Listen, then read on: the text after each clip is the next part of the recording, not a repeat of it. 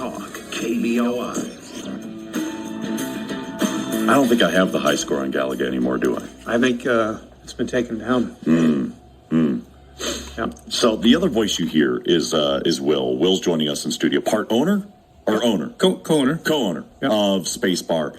Space Bar Arcade, which has... I like the old style games. I have fun. I'm an adult, and I used to spend quarters upon quarters upon quarters once upon a time.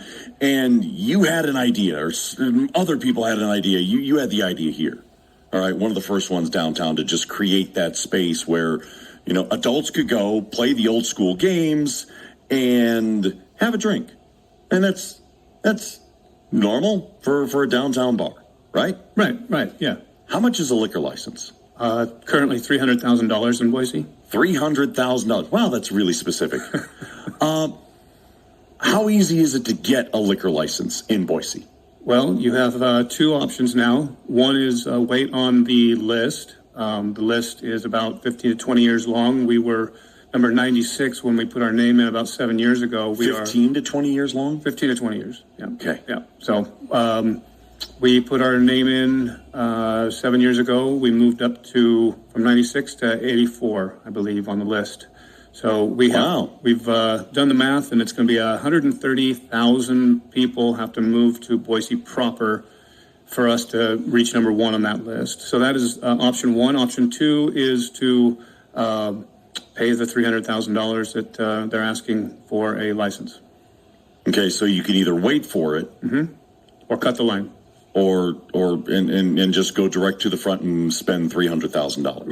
Right. That's a lot of Galaga. It's a lot of Galaga. It's a pretty high barrier for two local boys who just want to have a cool atmosphere and an environment for the downtown patrons to come and enjoy themselves. So we just feel like we're being pushed out of the marketplace, and our competitors can do something that we're not able to do. You have to be rich to get in the game. Liquor licenses are set by population density, by city, by county. I mean, what are the there's got to be so many different rules that goes into who gets a liquor license, how many establishments get a liquor license. Sure. So the quota system started in 1959, and they had a requirement of every incorporated city gets 2 licenses to begin with, and then after 1,500 people have moved to said city, they get another license. So at the census, they look at those numbers, and then they give those licenses out. However, somewhere along the line, the original sin was that the supply was low, the demand was high, and someone said, even though in code, these licenses are not property, cannot be assigned to anyone else, a lawmaker said, yes, you, person A, can sell your license to you, person B, and then it became property, and then people started buying them and leasing them as though they were property, and it's led to the exploitation of our business, and we are kind of fed up with it. We want to bring about some change and make it a little bit easier of a entry for up-and-coming business people who want to be in the service industry. So here's the bad part of the warning part of the court of public opinion. Okay, they may not always rule in your favor. Okay, because you're coming to them and say, hey, there's a thing out there that I could either wait for or I could purchase for $300,000. Okay, now why not get another partner for $300,000? They buy in, you jump to the front of the line. Well, at this point, now with 1120, S1120 that passed last year, licenses, again, it's a redundant law, but they are now no longer able to be leased. And so that's where we found ourselves. We had a license that we leased from a gentleman who told us it would be a short lease, that he would need it back so he could operate his own concept. And when he took the license back, that was after 1120 had passed, so now licenses are no longer able to be leased, and so we find ourselves in the predicament of paying that exorbitant amount of money or waiting on the list.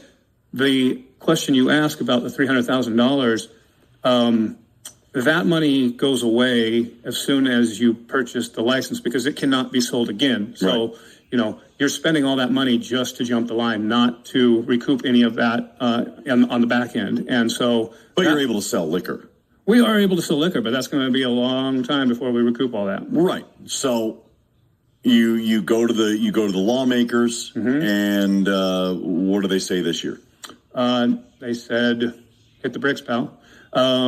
We had reform. We had comprehensive reform. We had good policy. We were told by policymakers that it was good. It was succinct. It was simple.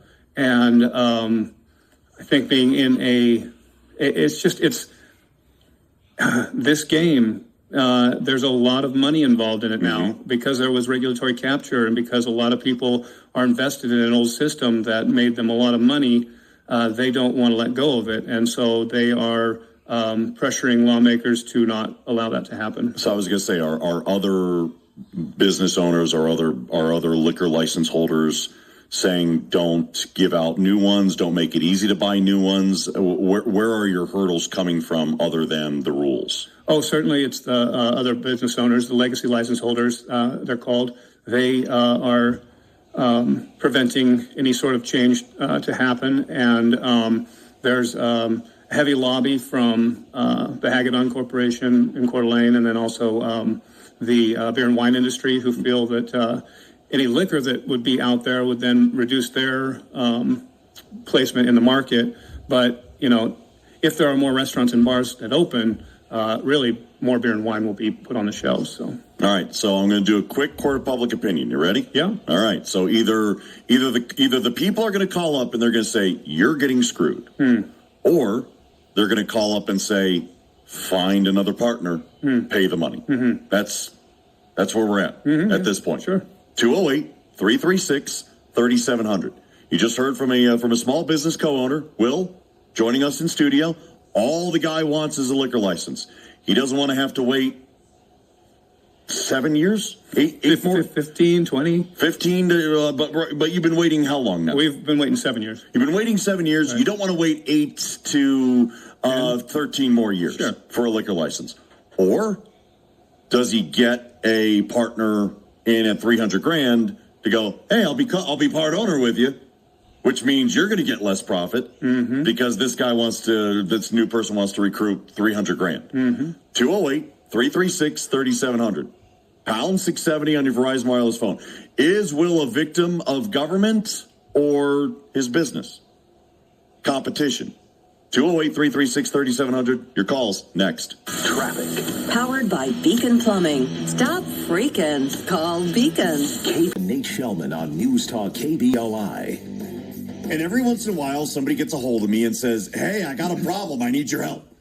And I'm just a monkey with a microphone. That's all I do. But you know what? I can talk about it. I don't know if I can solve everyone's problem. I appreciate it, Nathan. Thank you for having me on. Just Nate will do. No, Nate. Thank you. Well, I thought we were getting formal. Wilbert.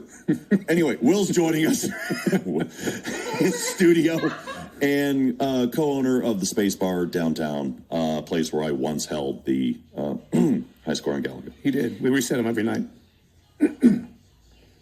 Thanks. You just couldn't let me have that. But when I go to a bar and I want a drink, I order a drink. That's it. I mean, I don't think about the intricacies of business that it takes for that liquor to land in my cup at that time. Right. And you're telling me that it could be nightmarish if you don't have the right partner, don't have the right people, so on and so forth. For sure. Yeah. So either you wait in line for the state anywhere from 8 to 13 more years, right? Or you get a partner for $300,000, or you win the lottery. Well, come up with $300,000. Sure. So the question for the audience is Will getting screwed by the state, or is Will whining? 208-336-3700. Hey, I mean, you put it out there. Absolutely. It's not guilty or not guilty. It's not that kind of court. No, I got you. Greg, Meridian, listening on 670 KBOI AM. Go ahead, Greg, real quick. Well, Will's last name should be Bend over. This is what the state did. The state brags they had $297 million in liquor sales in fiscal year 2021. That's 258.6 million higher than the prior year. And they're going to make Will stand in line. I don't see them cutting back on the Idaho distribution of liquor. And it says, well, you know, we don't advertise our products, and they use supplier-based pricing, which means we don't really. No. The state of Idaho, you're responsible for domestic violence and DUIs, and you're busting Will's chops because he wants to run a business and employ people. My man, you know, we are being punished before we have done anything wrong, and the state sells it, and they sell it with impunity, and they have no temperance on it. If you call up and ask them how many bottles you can buy in a day, they say, come down by the whole store. Celeste, Eagle, you got about 30 seconds. Go. Hey, love the idea of your club, and you are getting screwed, and here's my solution. Start a Kickstarter campaign and start all of your patrons to start putting it out there and see how much you can bring in for that. Celeste, I appreciate that. We have a website, legionofcygness.com. You can go to spacebararcade.com to find that as well, and that is where we have our campaign, fundraiser to get that money. Good luck to you, man. Thank you. Appreciate it. Good luck to you. Thank you. It's going to be a battle. I appreciate you stopping by. Thanks, Nate. News next.